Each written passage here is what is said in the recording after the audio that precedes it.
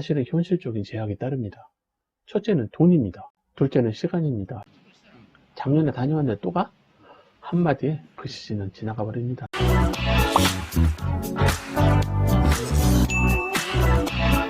안녕하세요. 대한민국 스키투어 아놀드입니다.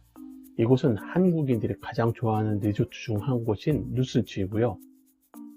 롯데이산이 보이는 이스트 마운틴 중단부입니다.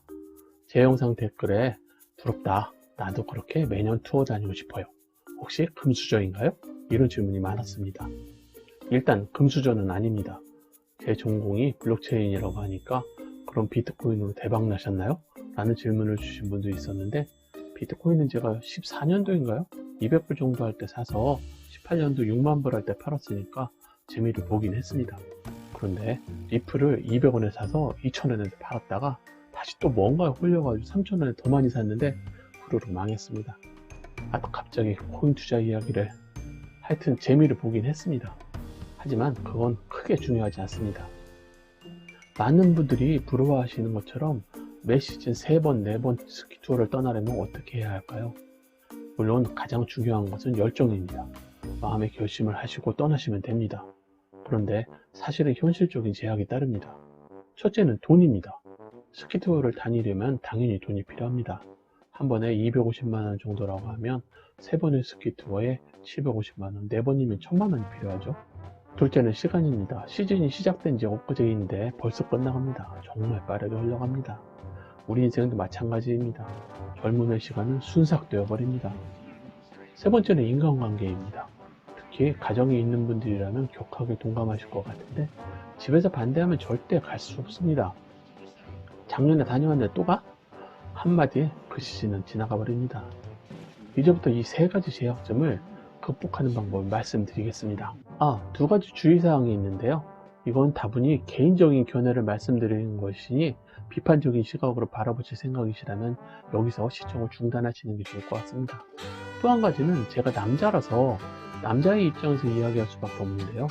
남성 편향적인 이야기가 불편하신 분들도 여기서 중단해 주시기 바랍니다.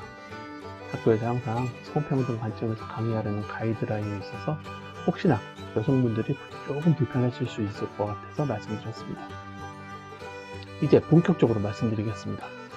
첫 번째는 비용 문제입니다. 저처럼 매년 3번, 4번의 해외 투어를 하려면 얼마나 돈이 필요할까요?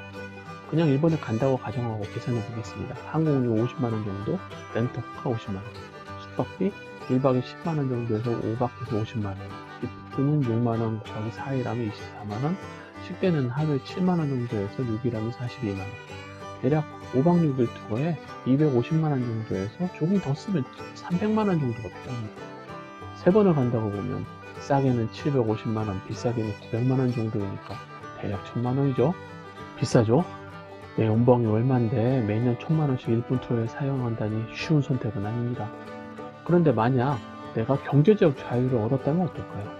아니면 본인의 경제 상황을 확실히 통제하고 있다면, 내가 가장 좋아하는 활동을 하는데 1000만원이 중요할까요? 1000만원으로 평생 간직할 수 있는 소중한 추억을 갖는다면 나 자신에게 투자하는 게 무리한 투자인가요? 그런데요, 일단 내 경제 상황이 매년 1000만원을 취미생활에 쓸 수 없다면 이런 고민은 사치가 아닐까요? 맞습니다. 일단 돈이 없는데 어떡하나요? 금수저라면 이런 고민이 없을까요? 제가 금수저가 아니라 잘은 모르지만 주변에 금수저로 보이는 친구들을 보면 나름의 고민이 많아 우리처럼 스키에 목매는 친구는 한 명도 본 적이 없습니다. 그래서 금수저라면 매년 3-4번씩 스키 여행을 할 거야 라는 생각은 잘못된 추측입니다. 흑수저, 아니 우리 같은 평민들이 좋아하는 스키 여행을 매년 떠나기 위해서는 반드시 돈이 필요합니다. 즉 경제적 자유까지는 아니어도 경제적 여유가 있어야 됩니다. 그럼 일반인들이 경제적 자유 또는 여유를 얻는 방법은 뭘까요? 돈 버는 방법을 이야기하는 유튜버들은 엄청 많습니다. 제가 그분들의 영상을 가끔씩 보는데 대부분 뜬구를 잡는 이야기를 하는 것으로 보입니다. 구체적인 방법론을 제시하지 않고 열심히 노력하면 부자가 될 수 있어 라고 합니다. 다 뻥입니다. 열심히 해서 부자가 되면 세상 모든 사람이 부자일 겁니다. 열심히 살지 않고 막 사는 사람들이 얼마나 될까요? 주변을 살펴보세요. 90% 이상의 사람들이 현재 상황에 최선을 다하며 살아가고 있습니다. 그런데 왜 주변에 부자를 별로 볼 수 없는 이유는 뭘까요? 제가 생각하는 이유는 이렇습니다. 평범한 일반인들이 너무 높은 곳을 바라보고 달려가다가 어느 순간 그냥 포기하는 거이기 때문입니다. 이재용 회장처럼 태어나 보이니 부자인 사람들을 언론에서 조명하고 20대에 100억을 벌어서 은퇴하고 놀고 있다. 젊은 부자는 이렇게 살아간다. 등등. 일반인들이 이룰 수 없는 헛된 희망을 보여주기 때문에 나는 언제 부자가 되는 거지? 왜 우리 엄마 아빠는 재벌이 아닌 거야? 라는 황당한 생각을 하게 되는 겁니다. 그건 가상현실입니다. 저나 여러분 같은 일반인들은 보다 현실적인 꿈을 꾸어야 됩니다. 제 조카가 유치원 다닐 때 너는 커서 뭐가 되고 싶어? 라고 질문을 하면 코끼리 라고 대답을 했습니다. 그건 절대 불가능해 라고 이야기를 하니 그럼 공룡 될 거야 티라노사우루스 라고 당당하게 이야기해서 같이 웃고 말았습니다. 여러분들 혹시 지금도 공룡이 되려는 꿈을 꾸고 계시나요? 이야기가 길어졌습니다. 이제 매년 스키 투어를 가기 위해 돈을 마련하는 유일한 방법을 말씀드리겠습니다.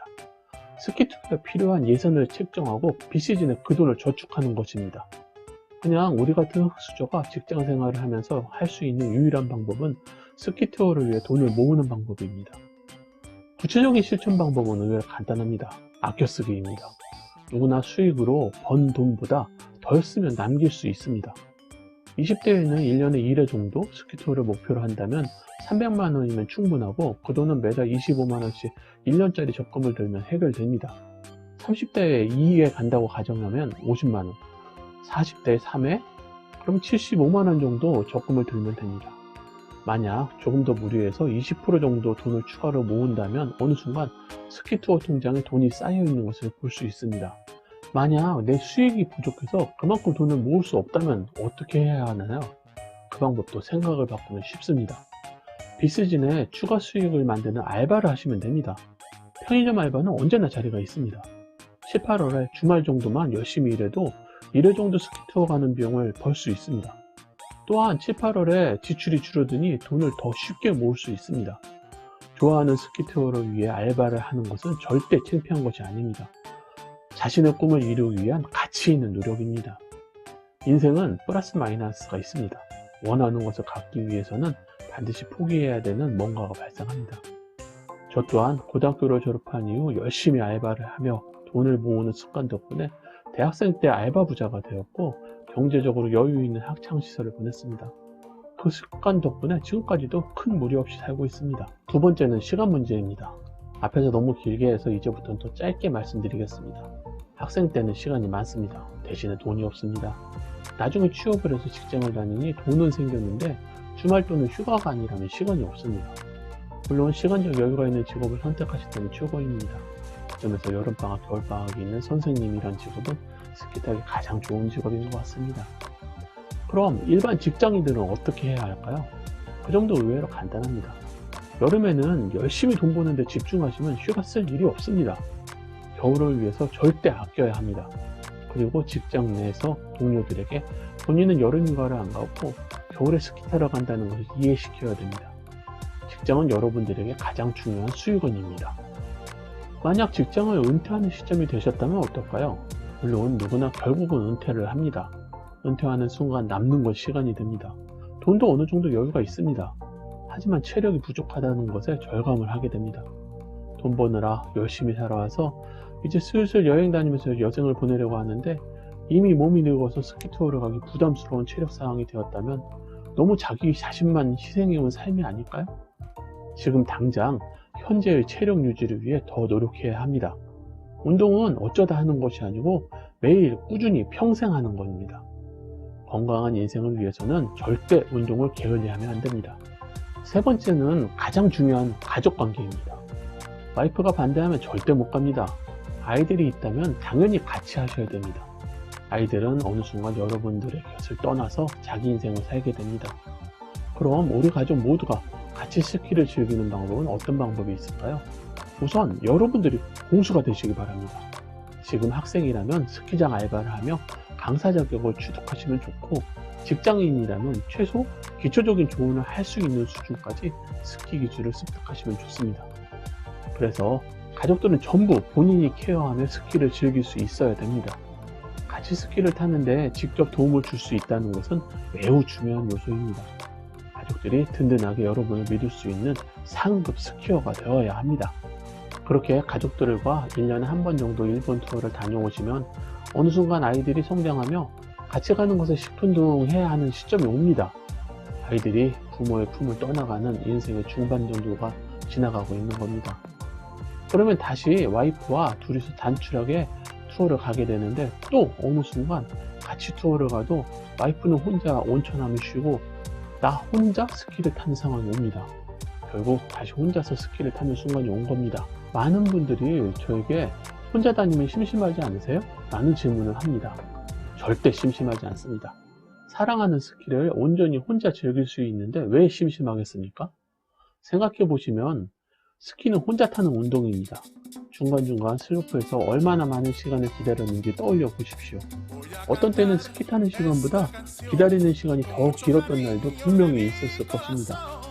그것은 개인마다 스키 실력, 스타일, 속도가 다르기 때문에 여러 명이 맞춰서 같이 타기 위해서는 누군가의 배려가 필요하고, 여러분들이 상대적으로 더 보수이기 때문에 기다리는 경우가 더 많은 겁니다. 물론 같은 수준, 같은 스타일로 함께 다닐 수 있는 친구가 있다면 친구지만, 단 한 명의 친구라도 서로 일정을 맞추는 것 또한 쉬운 일이 아닙니다. 이야기가 살짝 산으로 갔는데요. 마무리하겠습니다. 자, 이제 결론입니다. 이렇게 좋은 풍광을 즐기며 행복한 시간을 보낼 수 있는데 왜 지금 떠나지 못하시나요? 생각을 바꿔야 합니다. 이 세상에서 가장 중요한 존재는 나 자신입니다. 내가 행복해야 가족들에게 행복을 나눠줄 수 있고, 서로 사랑하며 행복을 나눠주는 가족관계는 서로의 인생을 더 행복하게 만들어줍니다.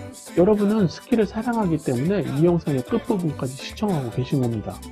여러분의 인생의 가장 중요한 부분인 스키를 절대 포기하지 마시고 끝까지 달리시기 바랍니다. 마지막으로 한마디만 더 하겠습니다. 인간은 누구나 죽습니다. 그리고 인생은 정말 순식간에 지나갑니다. 지금 당장 계획하고 출발해서 여러분들의 인생에 행복한 스키 투어 추억을 가득 담아가시기 바랍니다. 감사합니다. 고고고! 영상이 도움이 되셨다면 좋아요, 구독을 눌러주세요. 시청자 여러분들의 구독과 좋아요, 응원하는 댓글은 정말 힘이 됩니다.